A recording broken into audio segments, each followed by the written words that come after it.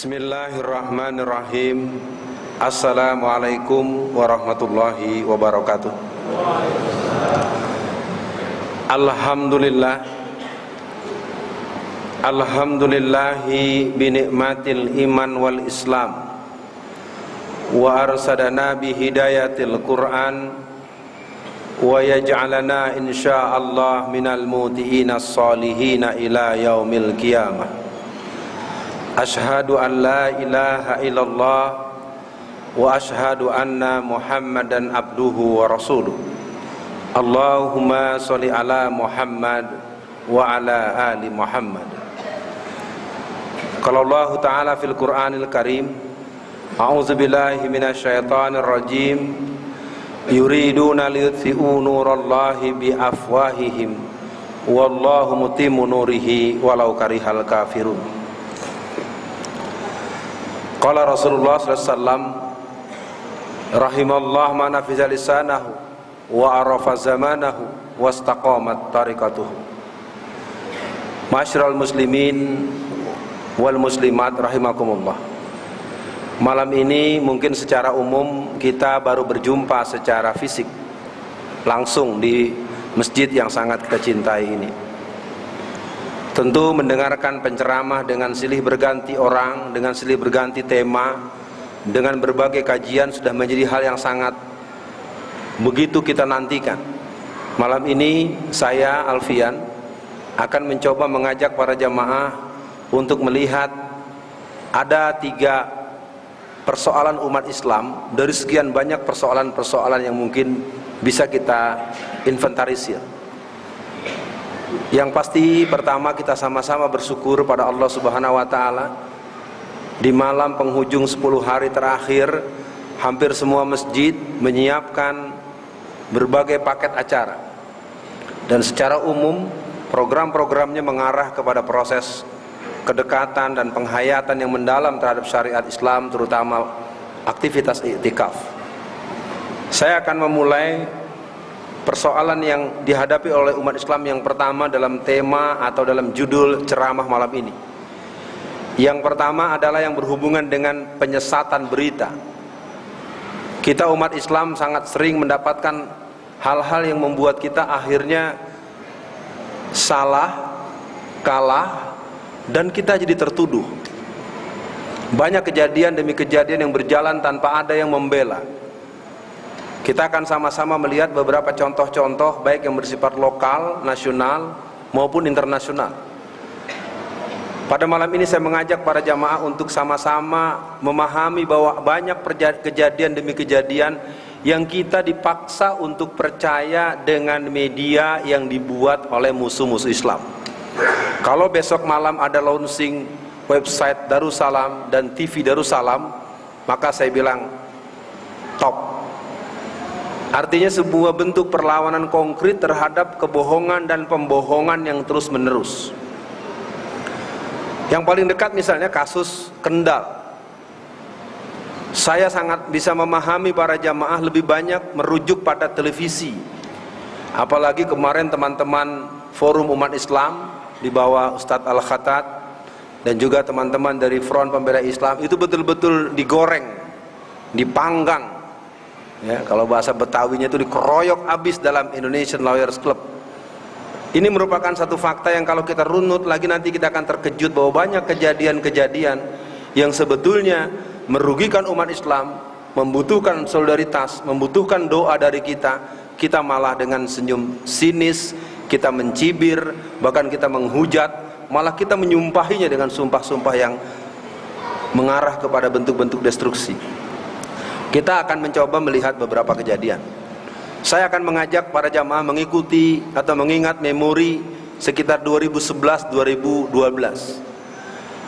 Sekitar bulan Februari tahun 2011, tanggal 4 Februari itu ada penyerbuan ke kampung Cikesik. Penyerbuan kampung Cikesik oleh 7 mobil yang dibawa oleh oknum-oknum manusia-manusia penganut agama Ahmadiyah. 7 mobil itu dari Indramayu, dari Kebonjeruk, Jakarta Barat, dari Bogor. Ke-7 mobil itu datang menyerbu sebuah kampung Cikesik, Pandeglang, dan kita hanya disajikan berita akibat. Kita tidak pernah diajak memahami asbabul wurud, asbabun nuzul, dan sebab awal persoalan. Maka yang kita dengar kemudian, pemirsa, telah terjadi kerusuhan dan telah mati 7 orang Ahmadiyah oleh para anarkis.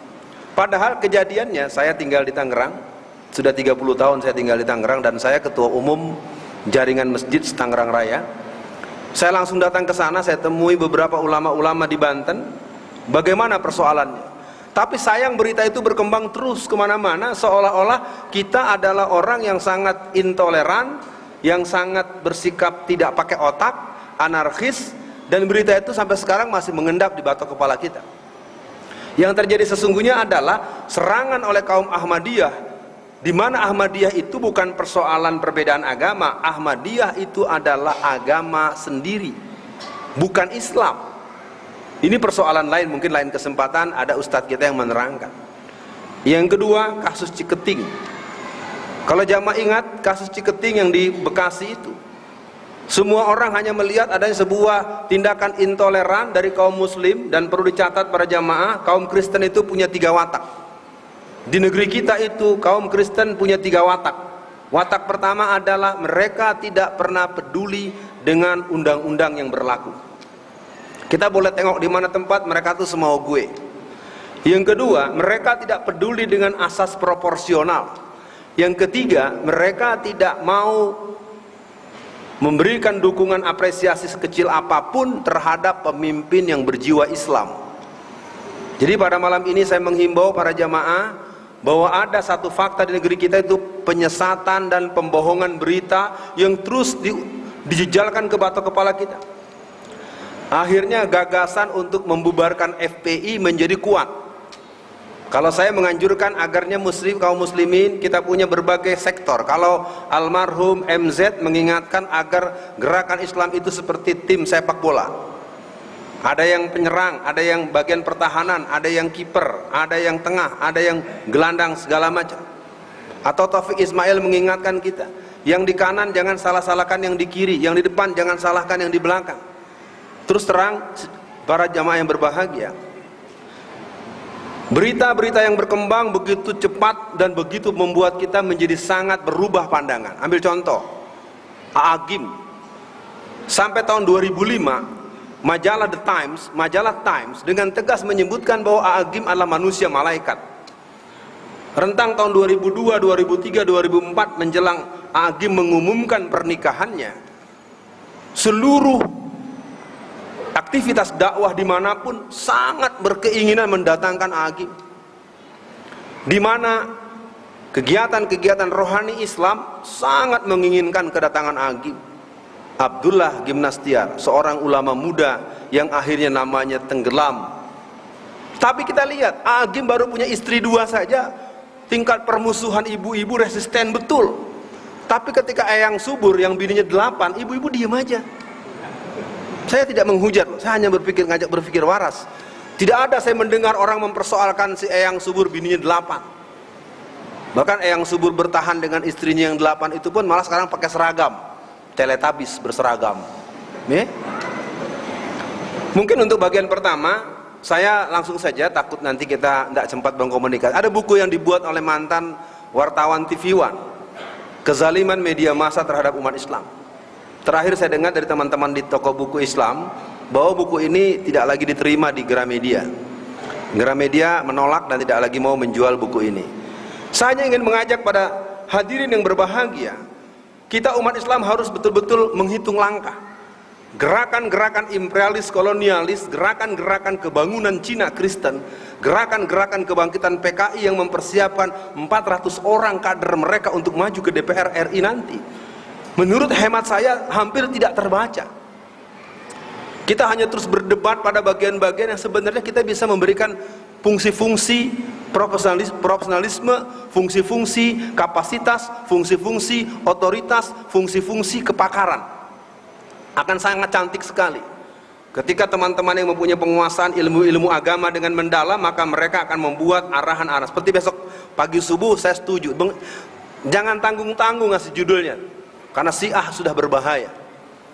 Syiah sudah mempersiapkan pasukan bersenjatanya. Syiah sudah sampai berikrar untuk membunuh siapa yang mengganggu mereka. Itulah ikrar dari Jalaluddin Rahmat di berbagai kesempatan.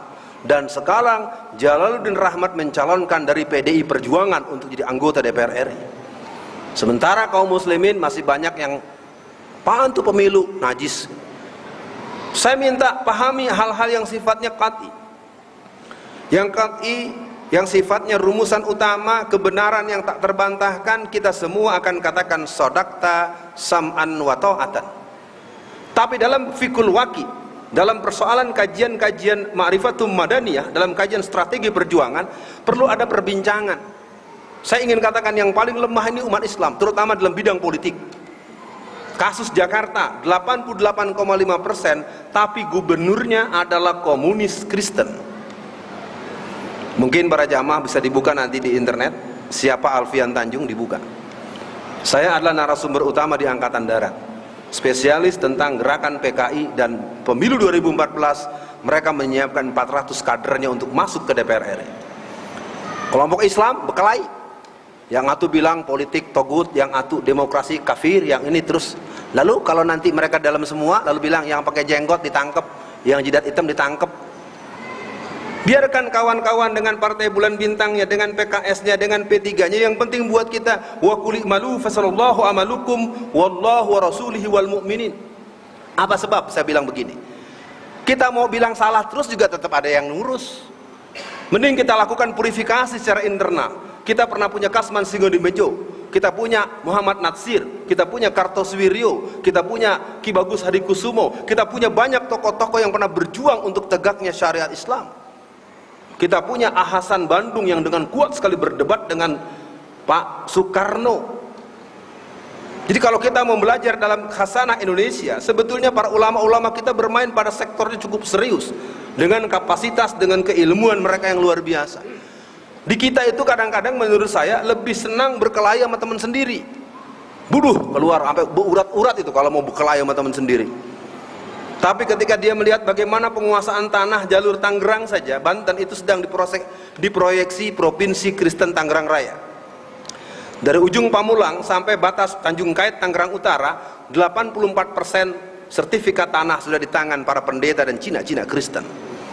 Pengembangan daripada yang namanya 3 kota emas, segitiga emas, 4 kota berlian, 5 kota intan, itu bersebar daripada Tangerang, kemudian bersebar ke Bogor, ke Depok, termasuk Cibubur kita di sini.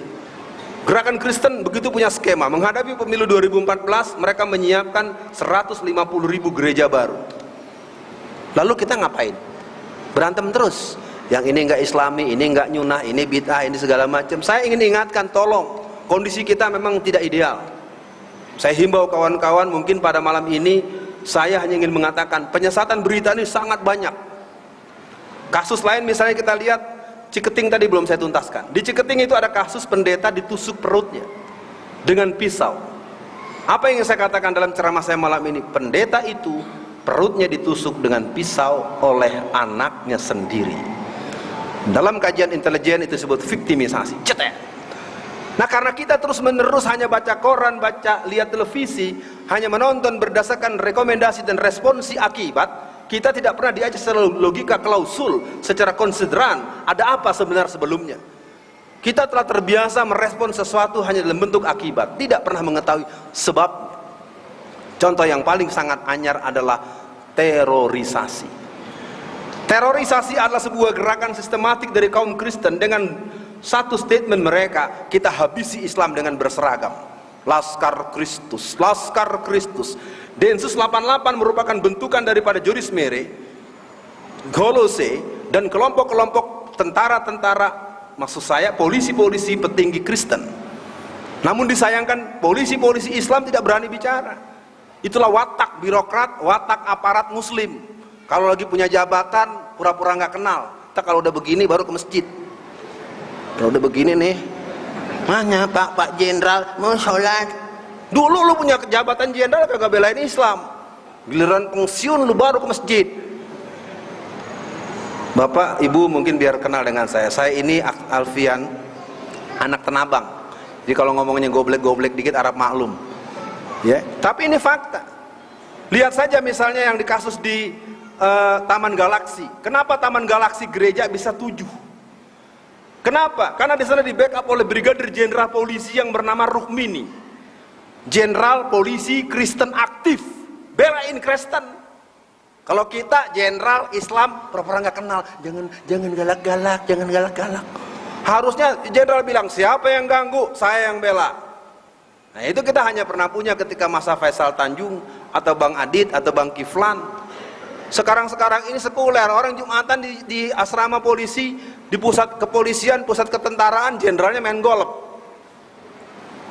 Ustadz Alfian ngomong sembarangan, yes, itulah yang mereka lakukan. Petinggi-petinggi kita itu otaknya memang sekuler kebanyakan. Yang membela agama, kalau nanti udah pensiun baru dia ngomong-ngomong belain agama. Kalau biar mati biar masuk surga. Nggak tahu malu. Ini poin pertama saya katakan buat para jamaah, penyesatan berita begitu luar biasa. Akibatnya apa? Kata almarhum Letnan Jenderal Z.A. Maulani, di antara kelemahan umat Islam adalah tidak memiliki analisis intelijen dakwah. Akibatnya musuh ditemani, teman dimusuhi. Ya, saya himbau buat semua jamaah, walaupun kita baru pertama kali berjumpa, semoga tertangkap tersirat makna. Yang kuinginkan adalah malam ini, mari kita pahami, kaum Kristen, kaum komunis, kaum sekuler, kaum Syiah, LDII dan sederet gerakan lain telah diingatkan Allah, wallazina kafaru ba'duhum awliya'u ba'di. Mereka begitu serius, maka buat kita jawabnya adalah innallaha yuhibbul ladzina yuqatiluna fi sabilihi shaffan ka'annahum bunyanum marsus. Mari semua yang mendengarkan ceramah malam ini, penyesatan berita kalau kita urai satu-satu kita akan tercengang. Banyak berita-berita bohong. Contoh yang paling dahsyat adalah kerusuhan Mei. Pemirsa, kita memperingati 16 tahun peristiwa reformasi. Hanya 2 yang selalu disebut oleh para penyiar. Apa itu? Kerusuhan, dan yang kedua adalah pemerkosaan massal. Betul Pak? Betul kan? Hanya 2 yang selalu diteriak-teriakan oleh si penyiar. Mari kita buka. Peristiwa 13-14 Mei itu memang itu 2 ada, tetapi yang kedua tidak segitu. Badan Intelijen Nasional BIN dan FBI hanya punya data pemerkosaan yang terjadi hanya terjadi pada 3 orang. Kita tidak meremehkan kehormatan dan keperawanan seorang perempuan. Kalau 3 orang ini masalah apa tidak jamaah? Cuma 3 Pak. Data resmi dari BIN dan FBI cuma 3. Sementara yang mati di Yogyakarta Departemen Store di Klender 1.500 orang terpanggang di dalam pusat perbelanjaan itu. Yang mati di Ciledug Mall, yang mati di Lipo Karawah Citangerang, dan yang mati di berbagai tempat-tempat pusat perbelanjaan, totally 25.000 orang yang mati terpanggang. Kenapa tidak pernah disebut-sebut oleh sang penyiar?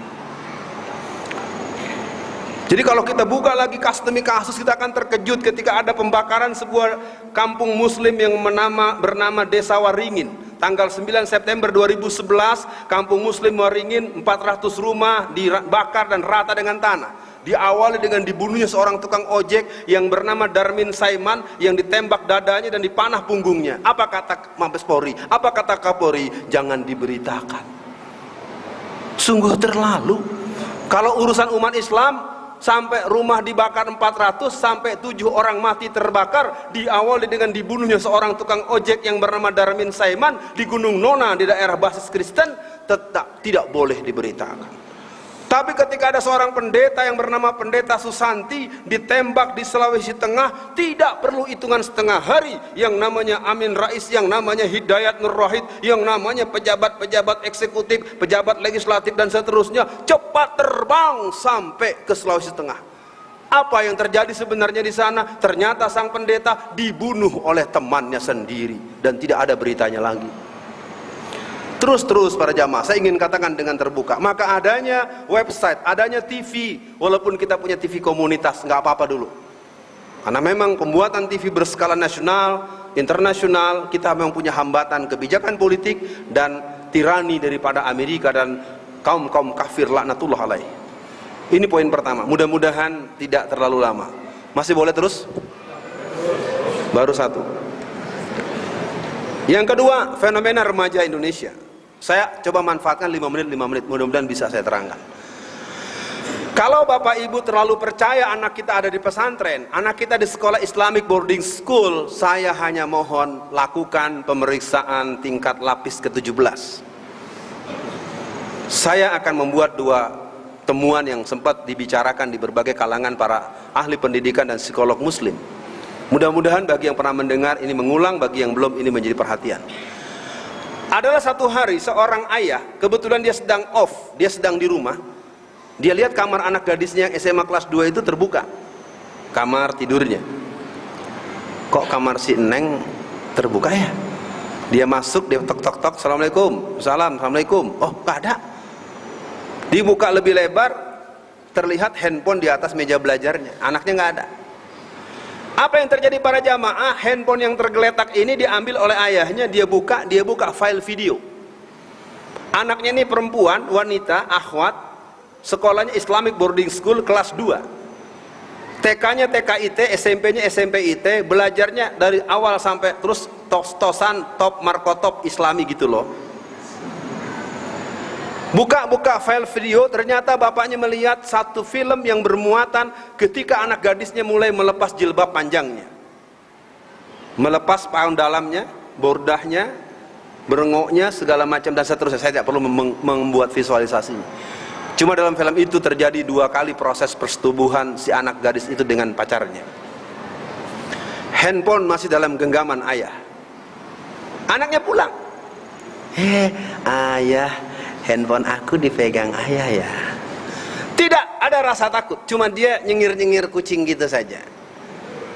Akhirnya dengan memelas ayahnya bilang, "Nah, apa yang kurang dari ayah?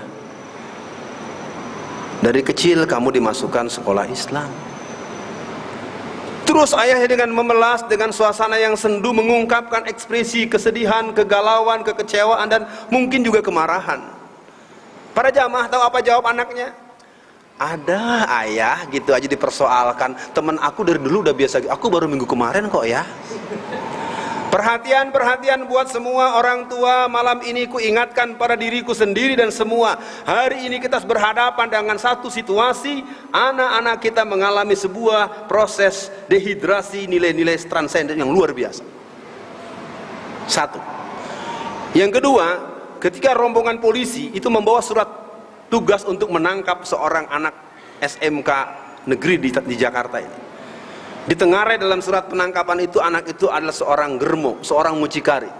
SMK kelas 2, mucikari alias koordinator para pelacur. Kalau almarhum Profesor Dr. Zaka Derajat menyebutnya dengan para pezina. Jangan berikan istilah yang baik buat orang yang berbuat maksiat. Kita kan suka pakai PSK segala, keren banget. Orang berzina, orang melacur pakai PSK. Berikan kalimat yang sesungguhnya. Ya, para pezina, para pelacur begitu. Ya.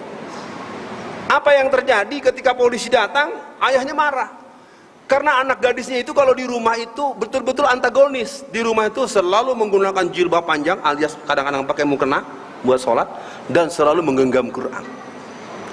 Ketika polisi datang membawa surat untuk menangkap, maka si anak itu begitu sangat percaya diri akan terjadi over atau proteksi yang luar biasa dari ayahnya. Marah bapaknya sama polisi. "Polisi, Anda salah bawa surat. Lihat tuh anak saya solehat gitu." Anak pengajian pak, nggak mungkin. "Maaf bapak, saya bawa surat ini mesti bukan sembarang dibuat. Ini surat hasil investigasi dan laporan-laporan yang kami buat dalam pola-pola penelusuran kasus. Boleh kami bicara dengan anak bapak?" "Adek, mohon maaf, bapak polisi mau tanya." Dia tanyakan pertama nomor telepon yang memang dimiliki sebagai nama teman-temannya. Para jamaah perlu tahu di Jakarta ini menurut catatan Dinas Kesehatan, Dinas Sosial dan beberapa para pemerhati patologi sosial yang cukup serius, tidak kurang dari 20 sampai 200 ribu remaja putri kita yang memang terbiasa menjadi pelacur pelajar atau pelacur kampus. Istilahnya ayam kampus. Disayang orang-orang tua banyak dikelabui dengan penampilan fisik mereka. Jadi ketika nomor telepon ditanya, dia menolak, dia melengos. Ketika ditunjukkan foto satu-satu, dia nggak mau jawab. Ketika ditunjukkan foto dia yang sedang mengantarkan temannya ke sebuah hotel, baru pucet. Bapaknya anak itu baru diborgol, baru dibawa ke kantor polisi. Dari dua hal ini saya katakan para jamaah semua, penyebabnya bukan kita ingin memarahi mereka. Mereka dirusak dari awal dengan injeksi vaksinasi dan imunisasi. Masuknya tripsin babi, anjing dan monyet yang masuk ke dalam darah mereka, itulah yang membuat mereka mempunyai resistensi negatif terhadap berbagai persoalan. Yang kedua, game online yang selama ini mereka mainkan merusak sistem otak permanen mereka. Jadi gerakan-gerakan yang ada, film-film, tayangan-tayangan, kalau kita mengikuti, mengapa muncul geng Nero yang sadis, mengapa muncul kelompok anak geng perang pang, gerang pang pang, itu saya punya pengalaman langsung melihat dan saya cukup trauma. Waktu itu saya khutbah Jumat di Masjid Asy-Syukur di Permata Hijau. Kebetulan agak kecepatan saya sampai, lebih cepat dari jam khutbah. Jam 11 saya udah sampai. Akhirnya saya santai-santai, jalan tidak terburu-buru, sampai di halaman masjid. Saya lihat satpam sedang marah-marah. Rupanya satpam sedang mengomeli, memarahi seorang oknum anak pang. Bapak tahu pang ya? Yang hitam-hitam gitu, yang rambutnya jegrik-jegrik gitu kan. Nah, lagi kencing, lagi buang air kecil di halaman masjid. Kan satpam marah, "Dek, jangan buang, itu kan najis, buang kencing sembarangan di situ." Saya pikir habis ditegur begitu, itu orang pergi. Ternyata tidak, dia pergi manggil temannya. Tidak lebih dari 5 menit, temannya kurang lebih 100 orang datang dan satpam itu diseret dan kepalanya dihajar dengan gir. Jas! Sampai muncrat, saya aja kaget. Oh, sampai berdarah itu. Jadi sekali lagi para jamaah, saya ingin katakan, kerusakan generasi muda kita ini adalah by design. Dengan adanya film-film yang dimainkan, dengan audisi-audisi yang dimainkan, dengan makanan, minuman, dan berbagai pusat jajan yang dibuat di mana-mana itu, mereka ada lomba-lomba jajan, makan, adu cepat, adu banyak. Ada satu pusat jajan yang baru muncul yang sangat terkenal di pinggir-pinggir jalan, angkanya 7 sama 11. Ya, itu mereka punya 2 program. Program pertama adalah lomba makan adu banyak dan lomba makan adu cepat. Itu mempengaruhi dengan targetis untuk merusak otak kecil bagian belakang. Tapi sayang memang yang begini terus berjalan. Saya ingin katakan, mari Bapak dan para jamaah semua, anak-anak kita jaga. Bukan hanya kita merasa sudah menyekolahkan karena sudah keluar uang banyak. Karena saya sebagai seorang dosen pendidikan, saya mengamati betul kebanyakan orang tua di kota, orang tua yang berpunya secara ekonomis, merasa sudah menyekolahkan anak kalau sudah bayaran. Bayaran sudah, uang SKS sudah, uang kos sudah, uang buku sudah, uang ini sudah, uang ini sudah. Wah, pokoknya kalau udah ngasih uang banyak, merasa sudah nyekolahin anak. Itu kalau di kota. Kalau di kampung, nggak mau sekolahin anak. Ya, di desa-desa, makanya kalau kita mencatat secara demografis, secara persentase, bahwa di negeri kita sampai akhir 2012, penduduk bangsa Indonesia 57% alumni SD. Ya, biar jamaah tahu, di negeri kita tuh 57% warga negara kita ini adalah alumni SD. Lalu yang SMP SMA jauh lebih kecil. Yang S1 cuma 8% se-Indonesia. Yang S2 berapa? Sekitar 2%. Yang S3 0,02%. Malu kalau kita bandingkan dengan di Palestina. Di Palestina dengan suasana yang begitu berat, dengan berbagai gejolak, apalagi setelah Muhammad Mursi dibajak, 61% warga Palestina S1, 42% warga Palestina S2, 22% warga Palestina doktor. Luar biasa. Di kita tidak seperti itu. Maka yang terakhir, saya ingin mengingatkan buat para jamaah, urgensi prioritas umat, saya pikir ada 2 yang mungkin harus dicarikan waktunya nanti, membahas tentang peran politik, sejarah perjuangan politik, dan peran bisnis, dan bagaimana melahirkan generasi-generasi yang punya mental bisnis dan proyek bisnis yang full Islam. Bukan lalu mendadak jadi konglomerat, tetapi masih jadi anteknya si Soros. Karena saya masih mengamati beberapa konglomerat kita itu tetap aja jongosnya Soros. Duitnya memang triliunan, duitnya memang banyak, tapi bukan untuk kepentingan jihad Islam. Kita perlu generasi-generasi yang mempunyai kekuatan ekonomi, bisnis yang kuat, dan itu tentu bukan saya ahlinya. Tapi mungkin yang kedua, soal politik, saya himbau buat para jamaah, jangan memandang remeh konstelasi yang sedang terjadi. Ketika Wiranto sudah mengumumkan dengan Haritanu, itu isyarat daripada jaringan One China.